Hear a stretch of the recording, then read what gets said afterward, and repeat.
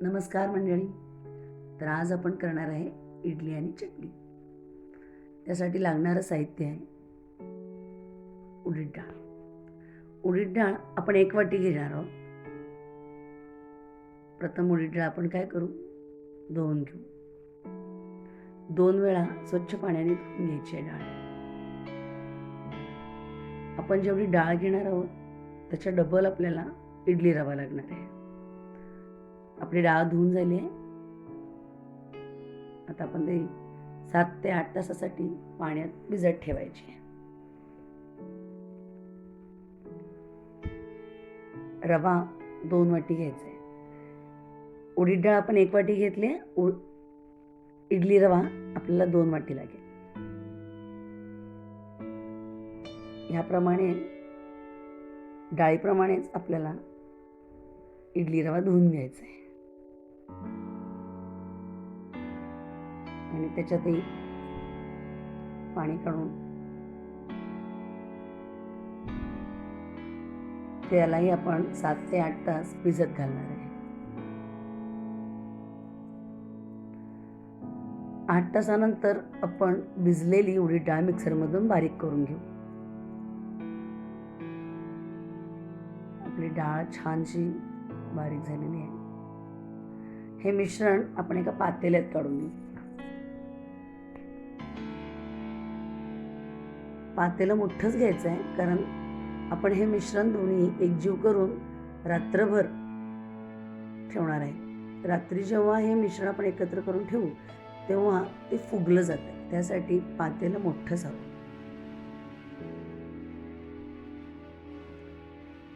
आता आपण याच्यात 7 ते 8 तास भिजत घातलेला इडली रवा घालणार आहे. त्याला पाणी लागेल एवढंच घालायचं आहे, सगळं पाणी वापरायचं नाही आणि त्याला हाताने एकजीव करायचं आहे. गुठळ्या राहू नाही द्यायच्या. छान असं मिक्स करून घेऊ. मिक्सर मिक्स केलेलं आहे. आता आपण हे एका उबदार जागेत रात्रभर ठेवणार आहे.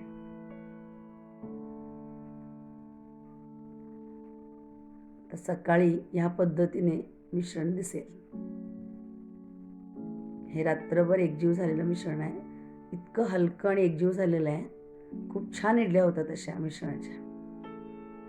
पहा,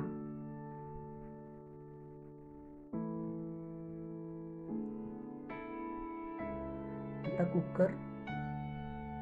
कुकरमध्ये पाणी घालू आणि हलकंसं तेल लावून घ्यायचं आहे. आपल्याला ब्रशनी पात्राला तेल लावून घ्यायचं आहे.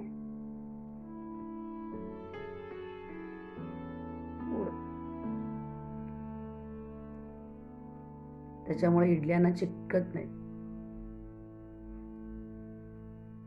मीठ आपल्या चवीनुसार आपण घालू शकतो. एकजीव करायचं आणि आता पात्रामध्ये आपण इडली घालणार आहे. ह्या पद्धतीनं पात्रात आपण मिश्रण घालून घेणार आहोत.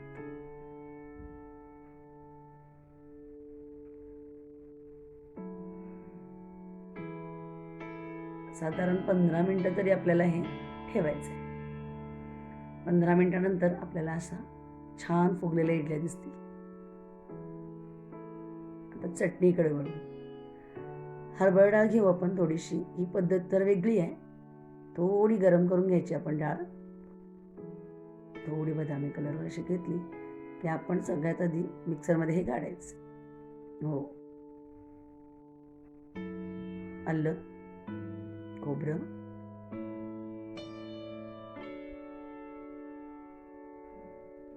घालून घ्यायचं. मीठ आपल्या चवीनुसार, कढीपत्ता, जिरे मिक्सरमध्ये बारीक करून घ्यायचं आपण. थोडं पाणी, मिरची ॲड करून घ्यायची. आता हे मिश्रण एकजीव करायचं आहे. तर फोडणीसाठी 1 चमचा तेल, मोहरी, उडीद डाळ. त्याने ना खूप छान वास येतो. चटणी टेस्टी होते. जिरे, हिंग आणि कढीपत्ता. आपण जेव्हा डाळ घालतो तेव्हाच गॅस बंद करून घ्यायचा, जास्त करपू द्यायची नाही आहे. मिश्रण गार झाल्यावर आपलं हे वाटण घालायचं. आता याच्यात तुम्हाला मिरची, तिखट काही ॲड करायचं असेल किंवा मीठ आपल्या चवीनुसार करायचं. मुलांसाठी शक्यतो थोडं कमीच असलेलं बरं. आपली चटणी तयार झालेली आहे. आणि आता पात्रातल्या इडल्या थंड झाल्या, तर थोडं गार झाल्यानंतर आपण चमच्याने त्याचे काठ आहेत मोकळे करून घ्यायचे. हे बघा, या पद्धतीने न चिकटता इडली निघेल.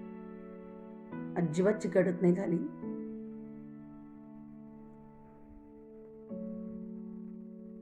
अगदी हलक्या पद्धतीने येतं.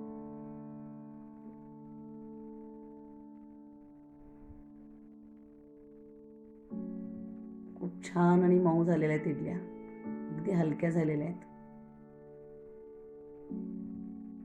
हे पहा, मोडल्यानंतर लक्षात येईल तुमच्या की किती हलकी आणि जाळी पडली आतमध्ये. खूप छान अशा इडल्या झालेल्या आहेत. तर इडली चटणी तयार. इडली चटणी आवडली असेल तर लाईक करा, शेअर करा, सबस्क्राईब करा. थँक्यू.